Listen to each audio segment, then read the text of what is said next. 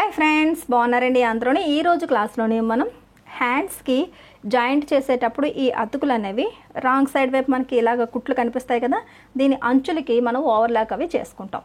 చాలామంది దగ్గర మనకి ఇళ్ళలో మనం మిషన్ కుట్టుతున్నప్పుడు ఏంటంటే మనకి ఓవర్లాక్ మిషన్ అన్నది మెయింటైన్ చేయం. అది అంతా యూజ్ఫుల్ కూడా ఏమీ ఉండదు. సరేనండి, ఎక్కువ బ్లౌజులు కుట్టినప్పుడు మాత్రమే అది యూజ్ అవుతూ ఉంటుంది. మరి మనకి ఇన్విజిబుల్ బ్లౌజ్ స్టిచ్చింగ్ చేసినప్పుడు ఫుల్ బ్లౌజ్ అన్నది నేను మన ఛానల్లో చాలా సార్లు చేశానండి. ఇప్పుడు కూడా ఈ థ్రెడ్ పైపింగ్ ఎలా వేయాలో చెప్పాను.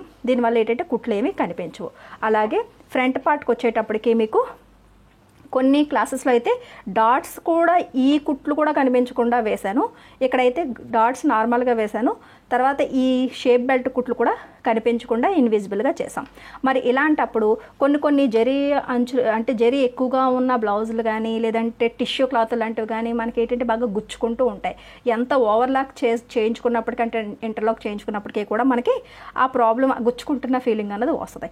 అలాంటప్పుడు మంచి లైనింగ్ వేసుకుని కాటన్ది ప్యూర్ కాటన్ వేసుకుని ఈ కుట్ల ఏమీ కనిపించకుండా ఇన్విజిబుల్గా మనం స్టిచ్చింగ్ చేసుకుంటే ఆ గుచ్చుకోవడం అన్నది ఉండదు. సమ్మర్లోనే మనం బ్లౌజులు వేసుకున్నప్పుడు ఎంత హెవీ శారీస్ కట్టుకున్నా సరే మనకి ఇబ్బంది ఉండదు అనమాట. ఇప్పుడు ఎలా అన్నది మనం చూద్దాం. అతిగా ఎక్కువగాని రెండు రకాలుగా కూడా మనం స్టిచ్చింగ్ చేసుకోవచ్చండి. ఇదంతా ఫోల్డ్ చేసి స్టిచ్ చేసి ఆ తర్వాత అందులోంచి లాగి మొత్తం బ్లౌజ్ అంతా కూడా లోపలికి వెళ్తుంది అనమాట. అంత కన్ఫ్యూజ్ లేకుండా సింపుల్ మెథడ్లోనే మీకు నేను చూపిస్తాను. ఇప్పుడు ఇక్కడ ఏమైనా ఇలా దారాల కింద ఉంటే అంటే మనకి థ్రెడ్లు వస్తాయి కదా, ఇవేమైనా ఉంటే కటింగ్ చేసి ట్రిమ్ చేసి నీట్గా చేసి ఉంచుకోండి. అలాగే లైనింగ్ కానీ ఒరిజినల్ పీస్లో కానీ దేనికైనా సరే జాయింట్లు గట్రా ఏమన్నా ఉంటే అతుకులు పడతాయి కనుక చూడండి, నేను ఇక్కడ జాయింట్స్ వేసేసాను. అలా మీరు జాయింట్స్ అన్నవి వేసేసుకోండి. ఆ తర్వాత ఇక్కడ చూడండి, ఇక్కడికి వచ్చేటప్పటికి ఏంటంటే లైనింగ్ దగ్గరికి వచ్చేటప్పటికి మనకి లైనింగ్ అనే కాదండి, ఏదైనా సరే మనం లోతు తీసుకుంటాం కదా. ఇప్పుడు లైనింగ్ని ఇలా పెట్టి ఇక్కడ లోతు అనేది తీసుకోవాలి. లైనింగ్ లోతు తీసుకునేటప్పుడు ఏది రైట్ సైడు ఏది రాంగ్ సైడ్ అన్నది మనకి ఈజీగా తెలుస్తుంది. ఇది చూసారు కదా, ఇక్కడ నాకు జాయింట్లో అతుకులు ఉన్నాయి కదా, ఈ కుట్టింది రాంగ్ సైడ్ అని తెలుస్తుంది. సరేనా, ఇలా ఈ రెండు రైట్ సైడ్లో అయినప్పటికీ కూడా ఒకసారి టిక్ పెట్టానంటే మీకు కూడా క్లియర్గా అర్థమవుతుంది. ఇది పై భాగం వైపు అనమాట ఈ టిక్ ఉన్నది. సరేనండి, ఈ రకంగా ఇలా పెట్టి సెంటర్ పాయింట్ రెండు ఒకదాని మీద ఒకటి ఇలా పెట్టుకుని ఇక్కడ ఫస్ట్ సెంటర్ కట్ అన్నది ఉండేటట్టు చూసుకోండి. ఇది మనం హ్యాండ్ కటింగ్ చేసినప్పుడే కట్ చేస్తాము. ఒకవేళ లేకపోతే కనుక ఇప్పుడు ఒక్కసారి ఇలా కట్ పెట్టేసుకోండి. దాని తర్వాత యాస్టీస్గా ఎప్పుడు మనం ఎలా అయితే లోతు తీసుకుంటామో సేమ్ అదే రకంగా లోతు అనేది తీసేసుకోండి.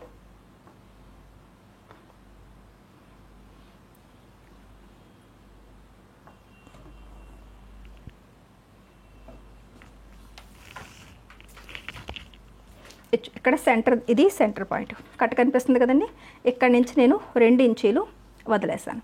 దాని తర్వాత ఇటువైపు నుంచి ఒక 2 ఇంచీలు ఖర్చులది వదిలేసి ఈ 2 మార్కింగ్లకి ఇలా ఇంచీ టేప్ ఇలా పెట్టి ఇలా ఇంచీ టేప్ని ఇలా ఫోల్డ్ చేస్తే ఈ మార్కింగ్ వరకు మీకు సెంటర్ పాయింట్ అన్నది వస్తుంది. ఇక్కడ కరెక్ట్గా ఒక 1/2 ఇంచ్ అన్నది మీరు ఇక్కడ నుంచి ఇలాగా డౌన్ చేసుకుంటారు. సరేనా, దాని తర్వాత ఇక్కడి నుంచి ఇది ఇలా ఇక్కడి నుంచి ఇక్కడికి ఇలా కలిపేసుకోండి. సరేనండి, ఇది ఇలా ఈ రకంగా కలిపేసుకోండి. ఇప్పుడు మనం కట్ చేసేద్దాం. ఇక్కడ ఒక చిన్న కట్ట పెడితే మనకి ఇది ఫ్రంట్ పార్ట్కి రావాలని అర్థమవుతుంది. సరేనండి, ఇప్పుడు ఒరిజినల్ పీస్ని ఇలా తీసుకోండి. తీసుకుని ఇది రైట్ సైడ్ ఇది చూసారు కదా, అతుకుల జాయింట్లు అనేవి ఇటు వచ్చింది అంటే ఇది రాంగ్ సైడ్. సరేనా, ఇప్పుడు మనకి స్టిచ్చింగ్ అయిన తర్వాత ఇలా రావాలి. ఈ రాంగ్ సైడ్ 2 లోపల వైపుకి వచ్చి లైనింగ్ అన్నది మనకి ఇలా రావాలి. ఇలా వస్తే మనకి బాగుంటుంది. సరేనా, ఇప్పుడు ఇలా పెట్టుకుని ఇప్పుడు ఎక్కడైతే మనం లోతు తీసుకున్నామో దాన్ని ఇక్కడ ఈ సెంటర్ పాయింట్ హ్యాండ్ దీనికి కూడా సెంటర్లోని చక్కగా ఇలాగా కటింగ్ అన్నది ఉండాలి. సెంటర్ కట్ అన్నది దీనికి కూడా ఉండాలి. సరేనండి, ఇది చూడండి అర్థమవుతుంది కదా, ఇది జాయింట్లో ఉన్నది రాంగ్ సైడ్. ఈ రాంగ్ సైడ్ వైపుకి ఈ అతుకులు ఉన్నది రాంగ్ సైడ్ ఇలా పెట్టండి. చూసారు, టిక్ ఉన్నది పైకి వచ్చింది. ఇలా పెట్టిన తర్వాత ఈ సెంటర్ పాయింట్ 2 ఇలా పెట్టి చూసుకోండి. చూసిన తర్వాత ఒరిజినల్ పీసు లైనింగ్ పీసు కూడా రెండు మనకి సమానంగా ఉండాలి. ఇక్కడే ఫస్ట్ మీరు ట్రిమ్ చేసుకోవాలి.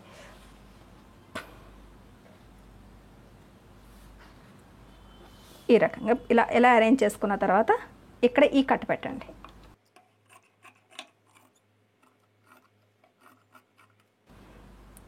ఈ కట్ దగ్గర ఒక కట్, ఇక్కడ కూడా సేమ్ ప్లేస్లోనే ఒక కట్ పెట్టండి. ఇటువైపు కూడా సేమ్ యాస్టీస్గా లైనింగ్ లాగే ఉందా లేదో చూసుకోండి. ఎక్స్ట్రా క్లాత్ ఏమైనా ఒరిజినల్ పీస్ ఉంటే కనుక ఇటు కూడా కటింగ్ చేసి తీసేసుకోండి. లైనింగ్ ఉన్నట్టుగానే ఉంచుకోవాలి. సేమ్ ఇదే రకంగా ఆ హ్యాండ్ కూడా మీరు ట్రిమ్ చేసుకోండి. సరేనా? ఒక హ్యాండ్ ఎలా స్టిచ్చింగ్ చేయాలన్నది మీకు క్లియర్గా చూపిస్తాను. ఇప్పుడు ఇది సెంటర్ కట్టు, ఈ సెంటర్ కట్కి కలిసింది. ఇక్కడ ఒక కట్ పెట్టాము, ఇది ఫ్రంట్ పార్ట్ డాట్ మార్కింగ్ పెట్టింది. సరేనా? ఇక్కడ ఇలా కొద్దిగా పెద్ద గీత గీసుకోండి, ఇది ఫ్రంట్ పార్ట్కి అని చెప్పేసి.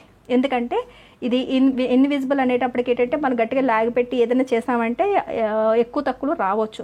కాబట్టి రెండు కూడా అంచులు సమానంగా వస్తున్నాయా లేవో తెలియాలంటే మధ్యలోని ఇటువైపు కూడా ఒక కట్ పెట్టండి. ఇది నార్మల్గా కట్ పెడుతున్నాం, ఇది ఫ్రంట్ పార్ట్ది. అర్థమైంది కదా? అలా ఇక్కడ ఒక కట్టు, సెంటర్లో ఒక కట్టు, ఇది ఒక కట్టు వచ్చింది అంతే. ఇక్కడ నుంచి ఇలా వచ్చిన తర్వాత ఇప్పుడు బ్లౌజ్ తీసుకోండి. బ్లౌజ్ తీసుకుని ఇలా మనం చూసుకుంటే ఇక్కడ నుంచి ఇది ఇలా ఒరిజినల్ వైపు ఇలా పెట్టి చూసుకుంటే ఈ గీత గీసాను చూసారా, అంటే ఫ్రంట్ వైపు లోతు తీసాను చూసారా, అది ఫ్రంట్ పార్ట్కి ఉందో లేదో చూసుకోండి. అంటే ఇది ఫ్రంట్ పార్ట్కి లేదు, బ్యాక్ పార్ట్కి వస్తుంది. అంటే ఈ హ్యాండ్ ఇటువైపుది కాదు. ఇప్పుడు చూడండి, ఇలా చూసుకుంటే ఇది ఫ్రంట్ వైపుకి చూసారా, అది పెద్ద గీత గీసాం కదా, ఇది లోతు తీసిన కట్టు. ఇప్పుడు ఇది ఇలా మనకి సరిపోయింది కదా. ఇప్పుడు ఏం చేస్తారంటే ఇలా పెట్టినప్పుడు ఇప్పుడు మనకి హ్యాండ్ అన్నది ఇలా రావాలి స్టిచ్ అయిన తర్వాత. ఇప్పుడు లైనింగ్ని అలాగే వదిలేయండి. వదిలేసి ఒరిజినల్ పీస్ని ఇలాగా తీసి ఇటువైపుకి తీసుకురండి. చూసారు కదా, అర్థమవుతుంది కదా. దాని తర్వాత ఈ సెంటర్ కట్ ఉంది చూసారా, ఇది భుజం దగ్గరికి ఎలాగా రావాలి. ఈ సెంటర్ కట్ కూడా మనకి ఈ భుజం దగ్గరికి ఇలా రావాలి. ఇప్పుడు లైనింగ్ని ఇప్పుడు ఈ 3 అంచులు సమానంగా ఈ రకంగా సమానంగా ఇలా పట్టుకోవాలి. ఇలా పట్టుకుని ఇలా వచ్చిన తర్వాత మీకు అనువుగా ఉండేటట్టుగా ఇలా యాంగిల్ని ఇలా మార్చుకోండి. అంటే లైనింగ్ పై భాగం వైపుకి వస్తే స్టిచ్చింగ్ అన్నది మీకు నీట్ ఫినిషింగ్ అన్నది వస్తుంది. సరేనా? ఇలా అంటే నేను అదే పట్టుకున్నాను, కాకపోతే ఇటు తిప్పాను అనమాట. లైనింగ్ వచ్చింది, తర్వాత మన బ్లౌజు, ఆ తర్వాత హ్యాండ్ ఒరిజినల్ పీసు. సరేనా? ఇది ఇలా పట్టుకున్న తర్వాత అంటే ఈ 2 కట్స్ అలాగే బ్లౌజ్ షోల్డర్ దగ్గరికి వచ్చేటట్టుగా ఇలా పట్టుకున్నాం. ఇలా పట్టుకుని ఇక్కడ ఒక పిన్ అన్నది ఇలా పెట్టేయండి. పిన్ పెట్టాం కదా. ఇప్పుడు చేయాల్సింది ఏంటంటే ఇక్కడి నుంచి ఇలా చూసుకుంటూ ఈ అంచుని బ్లౌజ్ అంచు అలాగే ఈ వెనకాల ఉన్న ఒరిజినల్ పీసు అంచు సున్నితంగా ఏది లాగి పెట్టాల్సిన అవసరం లేదు. ఇలా సున్నితంగా 3 అంచులు సమానంగా ఇలా కలిసేటట్టుగా చూసుకోండి. చూసుకుని ఇక్కడి నుంచి ఈ మాత్రం డిస్టెన్స్లోని మళ్ళీ ఒక పిన్ పెట్టండి. ఆ పిన్ ఎలా పెడతారంటే కుట్లోకి రాకుండా కొంచెం దూరంగా ఉండేటట్టు నీట్గా పిన్ అప్ చేయండి. సరేనా? దాని తర్వాత ఇక్కడ కట్ ఎందుకు పెట్టాము, ఇది లోతు తీసిన దగ్గర కట్టు పెట్టాం కదా. ఎందుకంటే చూడండి, ఈ ఒరిజినల్ పీస్ది మన ఈ లైనింగ్ కట్టు ఒకే దగ్గరికి వచ్చిందా లేదా చూసుకుంటే ఇంతవరకు మనం కరెక్ట్గా పెట్టినట్టు అనమాట. అందుకని అంచనా కోసం ఆ కట్టింగ్స్ అన్నవి పెడతాం. ఇదైతే మామూలుగా లోతు ఇటువైపు అని తెలియడం కోసం పెట్టిన కట్టు, దీనికి కూడా యూజ్ అవుతుంది. సరేనా? ఇప్పుడు ఇక్కడ వరకు ఇలా తీసుకొచ్చి ఇలా సున్నితంగా ఇలా తీసుకొచ్చారు కదా. ఇలా తీసుకొచ్చిన తర్వాత ఇక్కడ ఒక పిన్ పెట్టండి.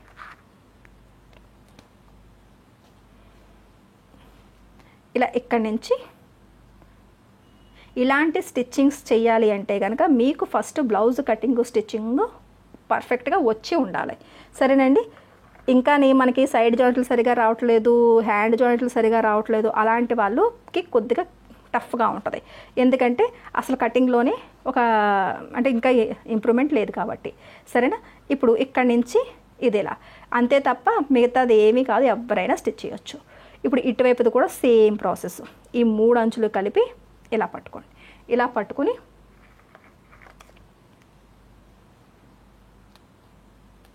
ఇలా దాని తర్వాత చూసారు కదా, ఇక్కడ నుంచి ఇది ఇలా పెడితే ఈ కట్టు కూడా సమానంగా ఒక దగ్గరే కలిసాయి. అంటే మనం ఇంతవరకు ఏది లాగి పెట్టలేదు, ఏ అంచు కూడా మనకి ఎక్కువ తక్కువ రాలేదు. అంటే ఇప్పటి వరకు మనం పర్ఫెక్ట్గా పెట్టాము అని అర్థం. సరేనా? ఇక్కడి నుంచి ఇలా కొద్దిగా దూరంగా ఇక్కడ ఒక పిన్ అప్ చేయండి. పిన్ చేసాము అంటే స్టిచ్చింగ్ చేస్తే ఎలా వస్తుందో అలాగ మీకు లుక్ అన్నది వచ్చేస్తుంది. ఆ తర్వాత కుట్ట అనేది కుట్టేసుకోవడమే. ఇలా చూసారు కదా, ఇక్కడ కూడా ఈ 3 అంచులు కలిపి ఇలా పట్టుకుని ఇలా ఎండింగ్ పాయింట్లో కూడా ఒక పిన్ పెట్టేయండి. అంతే. ఇప్పుడు మనకి బ్లౌజ్ ఎలా అయితే స్టిచ్చింగ్ చేస్తామో సేమ్ అదే పొజిషన్లోకి మనం ఇది పెట్టేసాం. ఇప్పుడు స్టిచ్చింగ్ చేసేటప్పుడు కూడా ఊరికే ఫాస్ట్గా స్టిచ్చింగ్ చేయకుండా ఎప్పుడు మనం హ్యాండ్కి స్టిచ్ చేసినప్పుడు ఎలాంటి మార్జిన్ అయితే యూజ్ చేస్తామో పావించ్ కన్నా కొద్దిగా రవ్వంతా ఎక్కువ మార్జిన్ని తీసుకోండి. కొద్దిగా రవ్వంతా ఎక్కువ మార్జిన్ తీసుకుని ఈ స్టిచ్చింగ్ చేసేటప్పుడు కూడా 3 అంచులు పర్ఫెక్ట్గా ఉన్నాయా లేవా అని చూసుకుంటూ పట్టుకొని స్టిచ్చింగ్ చేసుకుంటూ వచ్చేయండి.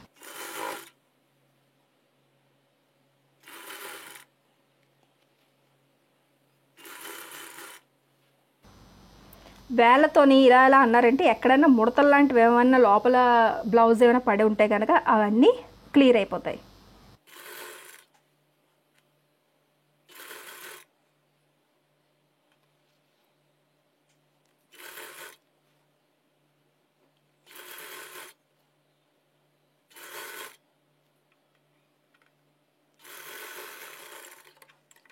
ఈ హ్యాండ్ స్టిచ్చింగ్ చేసేటప్పుడు ఇలాంటి స్టిచ్చింగ్లకి మరీ చివరికి స్టిచ్చింగ్ చేయకండి. మధ్యలో ఏ పొరనే మిస్ అయిందంటే మళ్ళీ స్టిచ్ చేయాల్సి వస్తుంది. కొద్దిగా మార్జిన్ అనేది పర్ఫెక్ట్గానే తీసుకోండి, సరేనా? ఇప్పుడు ఈ స్టిచ్ అయిన తర్వాత ఇలాగా పిన్నిలు తీసేయండి. తీసేసి ఇప్పుడు ఇటువైపు లైనింగ్ వైపు నుంచి ఇలా చూస్తే ఇక్కడ ప్రతి దగ్గర కూడా కుట్టు పడిందా లేదా, మనం పర్ఫెక్ట్గా స్టిచ్ చేసామా, లేదంటే ఈ బ్లౌజ్ ఎక్కడైనా ఏమైనా ఫోల్డింగ్లు అయిపోయినాయో చూసుకోండి. అప్పుడప్పుడు అలా జరుగుతూ ఉంటాయి. ఇప్పుడు ఇటువైపు కూడా చూసారు కదా, సేమ్ ఇలాగే చూసుకోండి. ఎక్కడైనా సరే మనకి ఇలా ఫోల్డ్ పడి ఇలా కుట్టు పడిపోయింది అనుకోండి, అక్కడ జస్ట్ అక్కడ మళ్ళీ ఇలా తిరిగేసి కుట్టు విప్పి అక్కడ సరి చేసుకోవాలన్నమాట. బిగినర్స్లో గట్రా ఎక్కువగా కొద్దిగా అప్పుడప్పుడు ప్రాబ్లమ్స్ అన్నవి వస్తూ ఉంటాయి, అవి చూసుకోవాలి. ఫస్ట్ టైమే పర్ఫెక్ట్గా వచ్చేది కదండి, చూసారు కదా, ఇది పర్ఫెక్ట్గా వచ్చింది. అంతే. ఇప్పుడు మళ్ళీ నార్మల్గా యథావిధిగా ఎలా ఉన్నదో అలాగే ఇలా తీసుకొచ్చేసి డబల్ స్టిచ్ వేసేసుకోండి.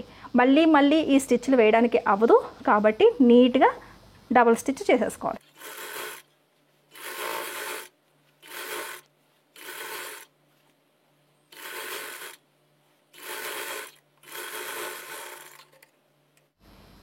ఇది ఇలా డబల్ స్టిచ్ అయిన తర్వాత ఇలా ఓపెన్ చేసేసి ఇప్పుడు మీరు నార్మల్గా హెమ్మింగ్ బెల్ట్ వేసుకుంటాము అని అనుకుంటే కనుక ఈ చంక భాగం దగ్గర నుంచి చూసారు కదా, ఇక్కడ నుంచి ఈ అంచుకి ఇది ఇలా పెట్టి ఇలా కుట్టుకుంటాలి. ఆ తర్వాత ఈ 2 అంచులు కలిపి ఇలా పట్టుకుని ఇక్కడ ఒక స్టిచ్ చేసుకోవాలి. ఆటోమేటిక్గా మీరు ఫస్ట్ మనం స్టిచ్ కటింగ్ చేసినప్పుడే ఒరిజినల్ లైనింగ్ సేమ్ తీసుకున్నాం కాబట్టి ఇంక ఎటువంటి తేడా ఉండదు. చూస్తున్నారు కదా, పెట్టి చూపిస్తున్నాను కదండి. ఇలా ఇక్కడ నుంచి ఇలా కుట్టి ఇక్కడ నుంచి ఒక కుట్టు వేసుకుని ఇక్కడ నుంచి ఇలా కుట్టు వేసుకొని తర్వాత హెమ్మింగ్ బెల్ట్ వేసేసుకోవాలి. లేదు బ్లౌజ్ అంతా ఇన్విజిబుల్ థ్రెడ్ పైపింగ్ చేసుకుంటున్నాం కాబట్టి దీనికి కూడా ఇన్విజిబుల్ థ్రెడ్ పైపింగ్ చేయాలంటే ఇన్విజిబుల్ థ్రెడ్ పైపింగ్ అన్నది చేసుకోవాలి. సరేనండి, చూసారు కదా, రైట్ సైడ్ మీకు ఎటువంటి తేడా అసలు ఏమీ కనిపించదు. అలాగే రాంగ్ సైడ్ వైపు కూడా ఏ కుట్టు కూడా మీకు కనిపించదు. చూస్తున్నారు కదా, ఇలా ఎంత మంచి ఫినిషింగ్ వచ్చిందో చూస్తున్నారా. ఎక్కడా కూడా గుచ్చుకోవడం అంటూ ఉండదు. ఏది రైట్ సైడు ఏది రాంగ్ సైడో కూడా తెలియనంత ఫినిషింగ్గా మీకు నీట్గా బ్లౌజ్ అన్నది వస్తుంది. Normal blouse plain blouse stitch చేస్తే మనకి ఎలా ఫినిషింగ్ వస్తుందో అలా రాంగ్ సైడ్ వైపు వస్తుంది. చూస్తున్నారు కదా, ఈ రకంగా స్టిచ్చింగ్ చేసుకోండి. ఎక్కడ కూడా అంచులు గుచ్చుకోవు, ఓవర్లాక్ మెషిన్ పనే లేదు. మీ బ్లౌజులకి నీట్గా ఇలా స్టిచ్చింగ్ చేసుకోవడానికి ప్రాక్టీస్ చేయండి. సరేనండి, వీడియో నచ్చినట్లయితే కనుక ఒక లైక్ ఇవ్వండి. మన లక్ష్మీ ఫ్యాషన్ వాళ్ళ ఛానల్ని సబ్స్క్రైబ్ చేసుకోవడం మర్చిపోకండి. మళ్ళీ నెక్స్ట్ క్లాస్లో కలుద్దాం.